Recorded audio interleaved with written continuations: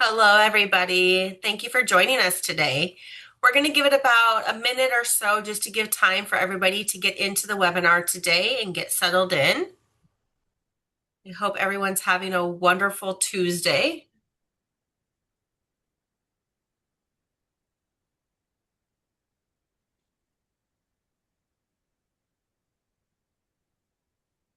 Welcome, everyone.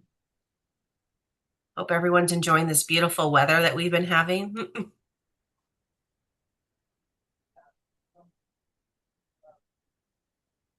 We'll give it about one more minute just to give time for everybody to get into the webinar today.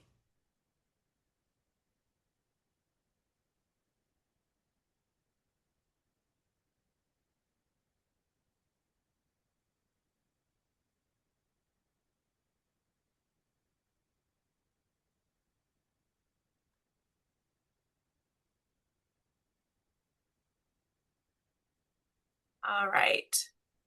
Well, again, hello, and thank you everyone for joining us today for our webinar, Basics of Project Management, featuring Union Bank and Trust.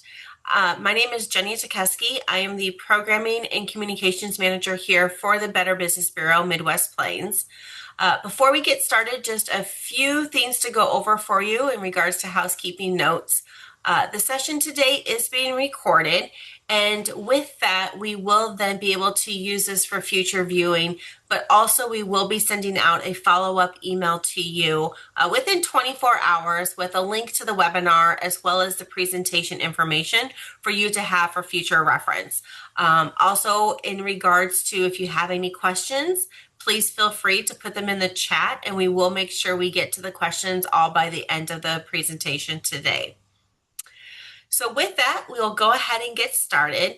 Whether you're a business owner, a manager, team member wearing multiple hats, today's session is designed to help you better organize projects, improve communication, and make sure important tasks don't fall through the cracks. Businesses and organizations often face unique challenges, limited time, tight budgets, and competing with what is a priority.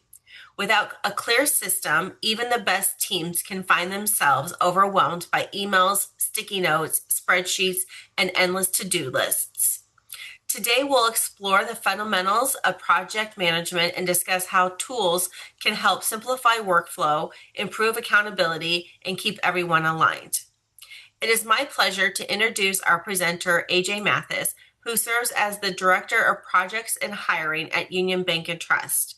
He is passionate about turning ideas into action. AJ specializes in building efficient systems, streamlining workflows, and helping teams stay organized and on track.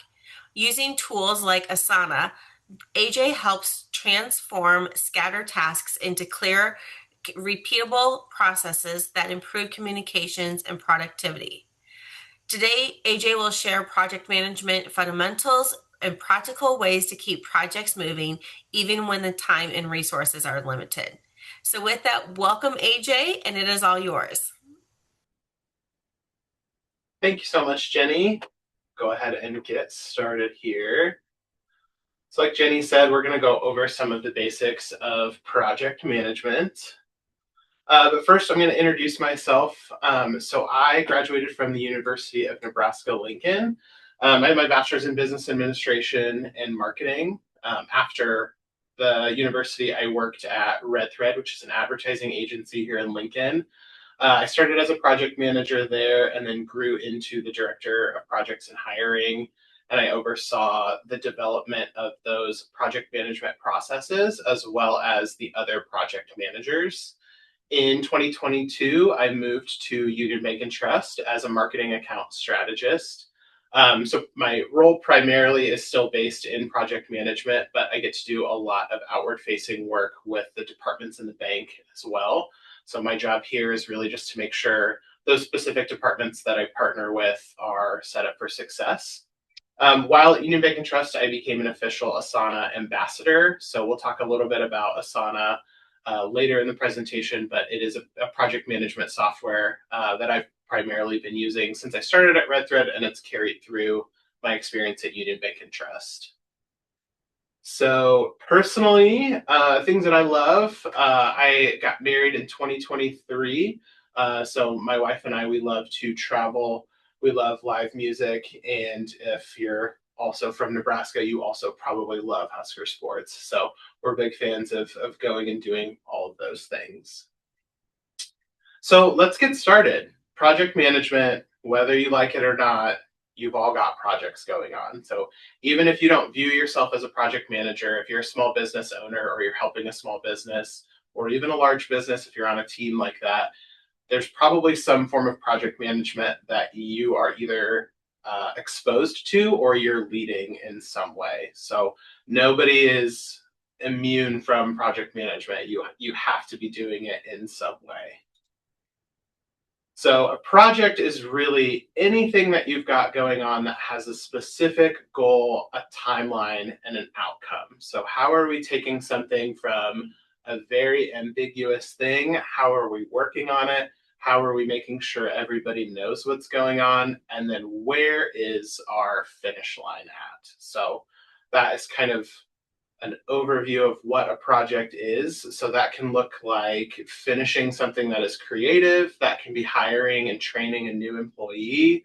That can be really any sort of specific grouping of tasks that is leading to an outcome.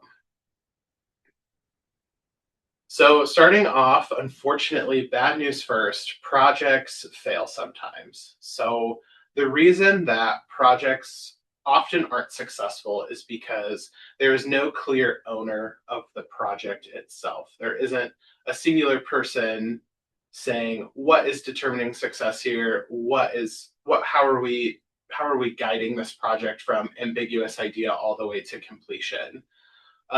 Generally, it fails because there's unclear goals. So if we're not all on the same page on what we need this project to accomplish, there's also poor communication that could be involved. So making sure that everybody is in the loop and people know what decisions need to be made and when. Maybe there are missed deadlines. Maybe the project is changing along the way, and that scope creep, which we'll talk about a little bit later, maybe that's happening. Maybe the project grows into something bigger than when it originally started. Maybe everybody's a little disorganized. Maybe we don't know where the right files are.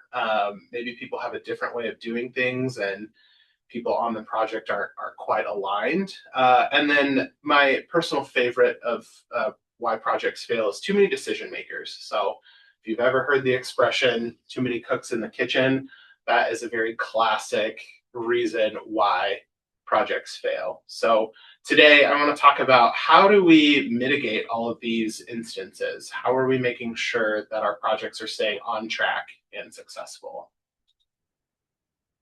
So all of the problems that we talked about earlier, those are all things that are preventable. They're with proper planning, you can really alleviate a lot of those problems as we work through. So before the work begins on a project, I like to make sure we're asking a few questions before we start things. So what are we trying to accomplish? Like, what is the thing that this project is going to do? What do we want to happen? What's happening afterwards? Who owns this project? We'll spend a lot of time talking about project ownership and what that specifically means. We'll also talk about decision makers along the way. Whose input do we need versus who is making a final decision? Um, a big thing in the project management world is going to be deadlines and milestones that fall along the way of going from beginning to end. So, when does this project need to be done? When do we need to be wrapped up? When can we no longer be working on this and we need to shift focus somewhere else? Another thing is deciding how are you communicating along the way. Is everybody going to be in the same room, or are you going to be relying on email or some sort of instant messaging system? If we're behind on something, who's taking ownership of that? You really need to establish what that communication looks like. And then lastly, what is the success criteria? Once we get to the end, how are we going to determine if the project is successful? Maybe everything stayed on track and the project is completed, but maybe it doesn't have the impact at the end. You want to make sure that you're looking at that at the very beginning. So every project needs an owner. If everyone owns it, no one owns it. What that means is you designate a singular person to really guide the project. So that can be a project manager on your team. That can just be a regular team member that you designate. If you're a business of one, unfortunately, you're going to need to be your own project owner. So I know how that goes. But you really need to have one singular person who is going to take ownership over every aspect of the project and moving it through. And that person doesn't necessarily need to be the CEO or the actual owner of the business or anything like that, but it does need to be a designated person whose job it is to oversee how the project is moving. The other thing that you're going to need is who is the decision maker. Are there a couple decision makers? Is it decision by community? um, if you have too many people involved, that can create bottlenecks. Not everybody's opinion necessarily needs to be weighed equally. But that's really going to be up to you. It's going to be up to the project manager to decide, who is going to give input on the project as it moves forward versus who is having final sign off.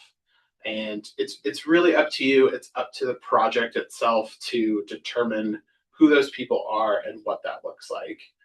Sometimes the smaller the team working on the project, the better. You might not have as many resources, but you have an easier time moving the project forward, knowing that a few people's input is taken into account. And then once you get to the end, you have a very clear person providing approval. So, key in project management is just know who those decision makers are. All right. So, my these are all kind of like generic project management tidbits. Some like in theory, but one very practical thing. If you get nothing else out of this presentation, this very practical mindset that I have when working on projects is working backwards. So I like to establish what our end date is going to be for a project. So, when do we need something by? Are we working towards an event? Do we need to send something out before the event starts? Do we need to make sure this product is ready by a specific time? Is there a holiday that we need to have all the work wrapped up beforehand? Whatever it may be, however you're creating that, establish your end date first and then move yourself backwards in the process. Give yourself enough time to test and approve things before you get to that end date. Before you're testing things, make sure you have enough time to review all of the pieces that have been created for this project. Make sure that in the creation process, you're giving yourself enough time to really work through the creative aspects. Or maybe this specific section has been passed off to a graphic designer or an agency or something like that. You need to make sure that that process also has some breathing room. And then at the beginning, as you're brainstorming and establishing your strategy, you want to make sure that there's a time frame for that too.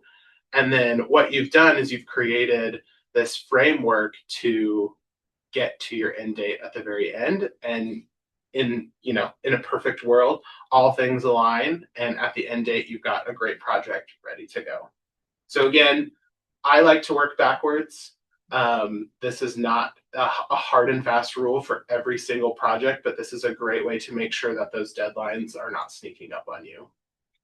So again, starting with your deadline in mind keeps it from sneaking up on you. It always feels like the hardest thing possible when you're closing in on a deadline and you realize you haven't made enough progress.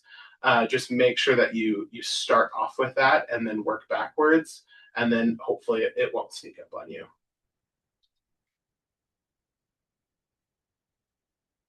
All right. Another practical piece is keeping your timelines realistic at all costs. A lot of times, projects require creative work and input and thought from folks that you work with, maybe some outside sources. And potentially, it might not be the only project that you're working on. Actually, it's probably not going to be the only project you're working on. There's probably a lot of different things going on. So, you really need to make sure that you have time and breathing room set aside in your project.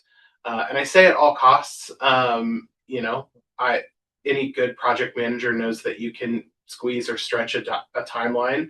But for the most part, you have to try and make sure that you have time for everybody to really process and work on the project itself. So some key points: be understanding, ask your team members how long things take. So if you have been working with the team for a while now, maybe check in with them and say like, hey, we've been running behind on a few things. Do we, in the future on projects, do we need to make sure we give this a little bit more breathing room? Um, there's also going to be some revisions that take place. So very, very few times within project management is our first draft going to be what makes it out the door. So making sure that you're including time for those revisions as well. And then, life gets in the way, so you can pre-plan at least a few delays in the process. Give yourself some extra space for potential folks to be out. Other projects might swoop in that have a higher priority. So just know that within any project, there's going to be a delay. When I was training other project managers, I would have them create their ideal timeline working backwards, and then I would tell them that like no matter what you do, like that timeline is not going to stay intact. So don't take that personally. Don't feel like you're a failure if you're shifting timelines. Just know that like life is going to get in the way and things are going to shift around a little bit. So if you have that expectation up front, it usually makes the project feel a little bit more successful. All right. My next piece of advice is just find a system that actually works the way that you do. So, like we talked about at the beginning, I'm an Asana ambassador. So, Asana is a very lightweight project management tool that has different tiers, including a free tier to use and then a few paid tiers depending on how large your business is. So, I've used Asana for a long time. They have some really great resources on training. But it is essentially a system that we have adopted at the bank that we now can't live without. We have to make sure that that tool, that's where all of our projects live. So there's a few other ones here, Monday and ClickUp. I have some colleagues that work in both of those. They essentially do the same thing as Asana, but they're just a little bit different. You could also be like a workplace or a Sheets person. So some of those Microsoft tools are also great depending on what types of projects that you're working in. It really doesn't matter. You can do some testing and some reviews and like view some demos and see if like any of these tools are beneficial to see if they would alleviate some problems. But you have to find some system that is going to work and keep track of things in a way that works for your business and whatever the types of projects that you're working on are. Um, the place where a lot of people start is going to be Google Sheets. So you can find some good templates that will help you track projects and tasks and things like that. So that tends to be most people's first place to start, and then you can kind of move out of that if you want to. For some people, they have tons of projects and spreadsheets, and it's working great for them, and that's totally fine. If it works for you, that's awesome. If you don't currently have a system, my advice is wherever you're choosing to start small. So your next small project, instead of just doing it through email back and forth, maybe start a free Asana account and pilot that small project in Asana, or maybe set up a spreadsheet dedicated to tracking your project and some tasks in there. There's some great templates that you can find with those spreadsheets. But whatever you're choosing to use, like wherever you're starting, just pilot something first instead of making a big sweeping decision about your project management. Um, Keep the project managing out of your email and off your desks. So there's a very popular saying within the Asana project management community, and it's just put it in Asana, or is it in Asana? Question mark. Um, the reason being is because if you're tracking everything in one place, it's so much easier to know if something is on track or if it's falling behind, or if you know you're going to meet your goal, or if you're collaborating there. But if you're emailing it back and forth, it's likely someone is getting left out. Or if you're emailing a ton of people on the same thing, it's likely that they're being annoyed by that back and forth. I think we've all been CC'd on emails that like we didn't necessarily need to be on. Um, I know a lot of people that have also written themselves notes to manage projects that stay on their desks and then they don't really exist anywhere outside. So they're not really like amounting to anything else. So again, find a system that works for you, start small, and then move that project management out of your email and off of your desk. So the trick about project management is that communication is the real job. I cannot emphasize this enough.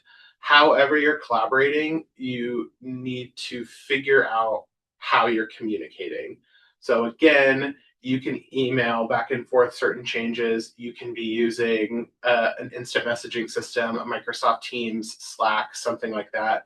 You might even be texting or calling, but the reason that projects fall apart is because of the communication piece. So tying back in your project owner, tying back in like starting your project off with success, make sure that you are establishing that communication and what those expectations are as early as you can. And just emphasizing that communication is generally the reason why projects are successful or not successful. The other thing, in addition to communication, is going to be organization. So we have a file management system here at the bank that helps us stay on track. It makes us a little bit more diligent in how we're organizing our files. And we hopefully will avoid this insane desktop situation. So naming your files appropriately, making sure that everything is grouped and foldered appropriately. Again, this is just one of those things where you need to establish a system that works really well for you. Make sure everybody involved in the project is on the same page, and then don't deviate from that. Don't have anybody go rogue and save their files elsewhere. Just make sure everybody is on the same page. That file organization is also really, really mission critical to project management. This is the hardest slide for me. Projects change sometimes, and it's fine. I When I started project managing, I really wanted everything to go exactly the way that I planned it because I thought for myself that was going to mean that the project was successful, and that's just not the case. Success criteria is not determined by how the timeline has stayed intact. Um, and especially when you're working with creatives or you're working with vendors outside of your business, understand that new ideas aren't always bad. So you might have an end goal in mind, but if there's a new idea introduced in the process that changes that timeline a little bit, it's not beneficial to just immediately say no.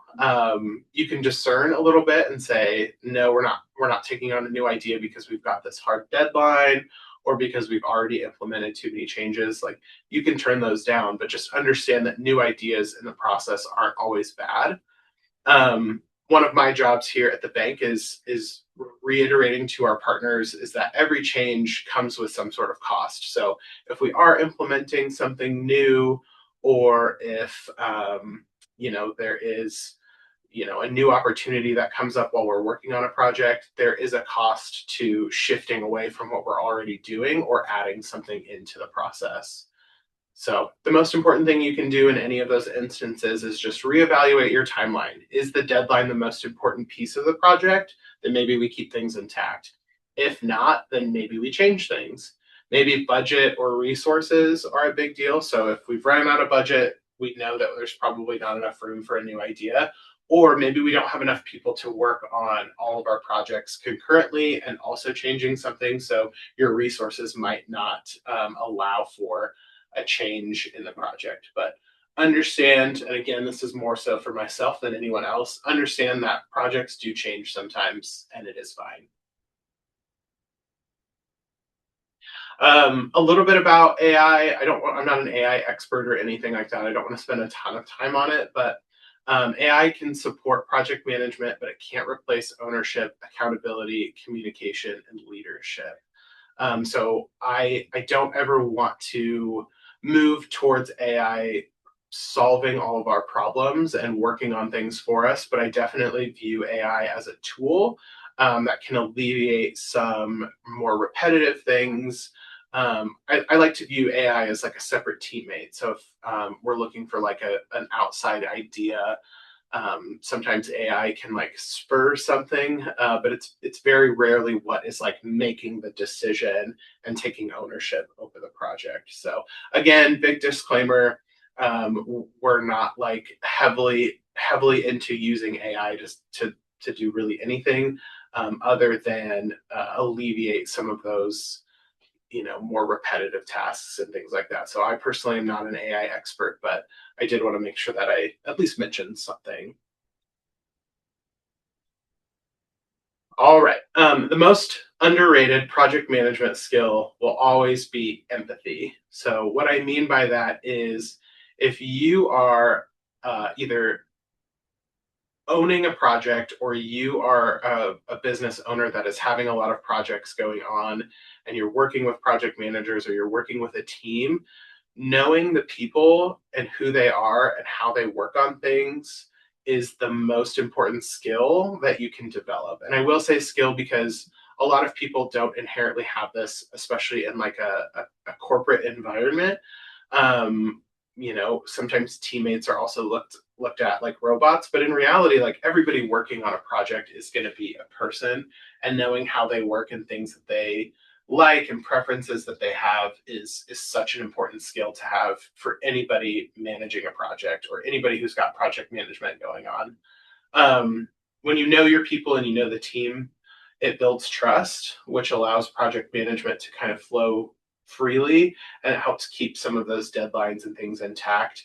It also creates a sense of ownership all around. People want to see the success of a project if they have trust in the team that is working together.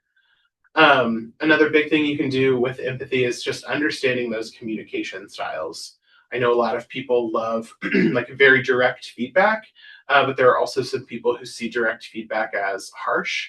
Those people aren't wrong in any direction, but like understanding that everybody hears things a little bit differently and how they hear them is very important to how the project will flow. And then just like recognizing those differences. A story here that I like to tell people is when I was working at the agency, we had a few designers who would frequently come to work at like 10:30 as opposed to like 8 and 9, like most of the admin team did. And they would also usually work like very late into the night on projects because that is when they were feeling the most creative, and that's when they ended up doing the best work. And one of the things I did as a project manager is just provide space for those things to happen. So I would set my projects up for success so that if somebody was working on something at 2 in the morning, it didn't necessarily affect the next part of the project until they were done. And I remember reiterating this while I was training a few other project managers, as I was like, don't set early morning meetings for these designers because they're probably not going to be successful if that's the case. Like make sure you're doing more afternoon meetings. And it like made all the difference in how certain creatives that we were working with performed. They felt very seen by that. And they were also happier because they weren't coming in at 8 a.m. For a meeting where they like might not be functioning otherwise. So recognizing those differences, and then also like just making sure that you're actually like moving forward and making actionable items on what those differences are is very helpful with project management.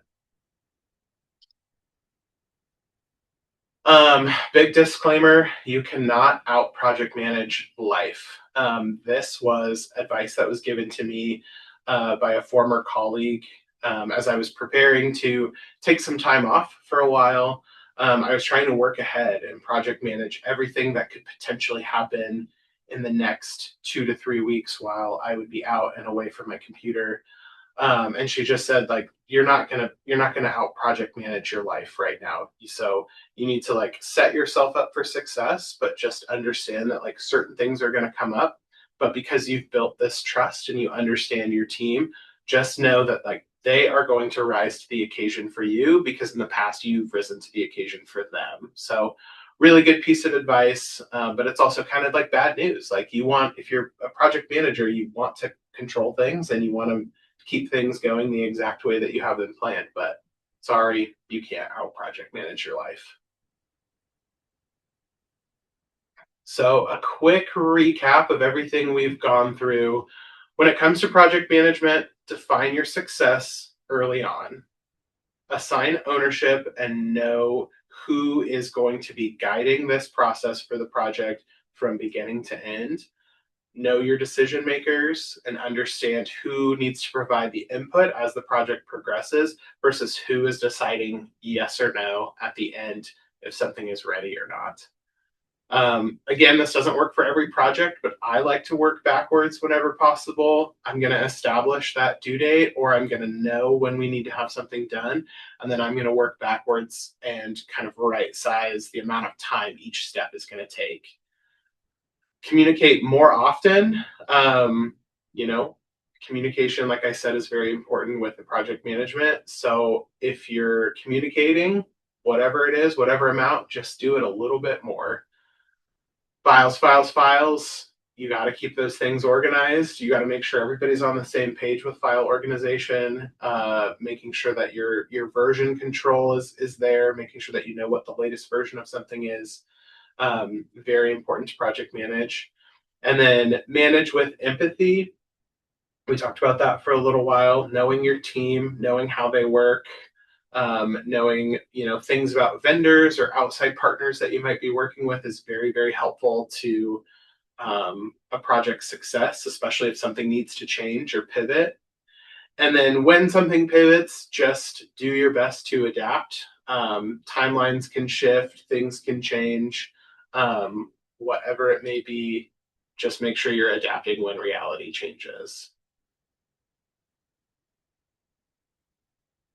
All right. For anybody who would like to connect, I'm on LinkedIn. Being in marketing and being a project manager, I love chatting through those things. So if you want to stay connected, feel free to find me on LinkedIn. I would be happy to connect with you.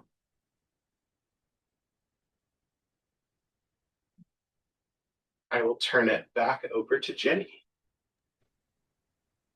Thanks, AJ. So a couple of questions for you in regards to project management. What advice would you give a business owner who feels overwhelmed by implementing a new project system? Yeah, that's a great question. Um, Usually somebody's overwhelmed because they've got a lot of stuff going on. And so adding in one other thing feels really, really tough and challenging. So my advice would be to pick out something small that you can implement in that new process first, and see if it works. Like, see if it alleviates something. If it is a new project management system and it just feels like another thing that you have to log into, it's not necessarily going to mean success for all your other projects. So, kind of dip your toe in the water, test things out.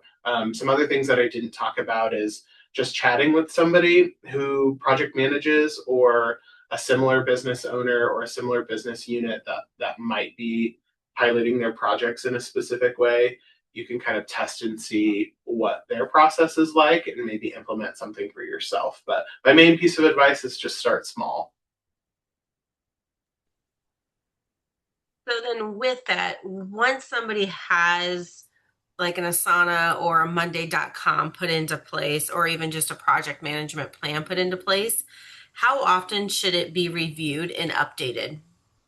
That's a good question. I'll give you my example from the bank itself. So we have a period of a couple of weeks at the end of the year where we do an evaluation of what's working for our project management, what workflows do we really like, what things take more time than we have anticipated versus like what things feel like we could maybe cut those out. So we do it yearly. That works for us for the most part. So that would be like, my best place to start is if you've got a system that's going for you and you think it's working well, take some time out in the year and really give it a critical look. Chat with folks that you're working with, whether they're on your team or outside parties, and see what everybody thinks. Is it time for a refresh? Should we be changing what we're using? Maybe it does feel like logging into another system feels harder and it's not really adding anything. So maybe it is like moving back out of a project management system and more into like a spreadsheet or something like that. There's no super right or super wrong answer. It's a very gray area, but I would say if you're reviewing it at least yearly, you're probably going to be set up for success. Okay, and then last question. Uh, for attendees leaving today, what's one thing for them to remember that they can start to implement and start with project management today? Yeah, I think the one thing is working backwards. I don't think that's like a typical framework for someone who might not have project management experience, but understand what your ideal deadline might be, and then give yourself some space to accomplish that project in whatever phases you need to get done. Working backwards keeps that deadline in mind. Now, whether or not that deadline is flexible can be up to the project manager, whomever is working on it. But I would say if you're understanding what those deadlines are, and you're giving yourself enough space in between now and when something is needed, it really helps any project go a lot more smoothly. Thank you. So, well, with that, we thank everyone for coming out today and being a part of this webinar. We hope that you're able to walk away and start implementing it. Just one key thing, just like the AJ talked about, the working backwards. I never thought about that. So it'll be something that I definitely start using and implementing every day with what I do. So thank you for that. And as thank you to you, Jason, for your time today, but also your expertise in regards to all of this and what you do on a daily basis. So we appreciate your insight to everything.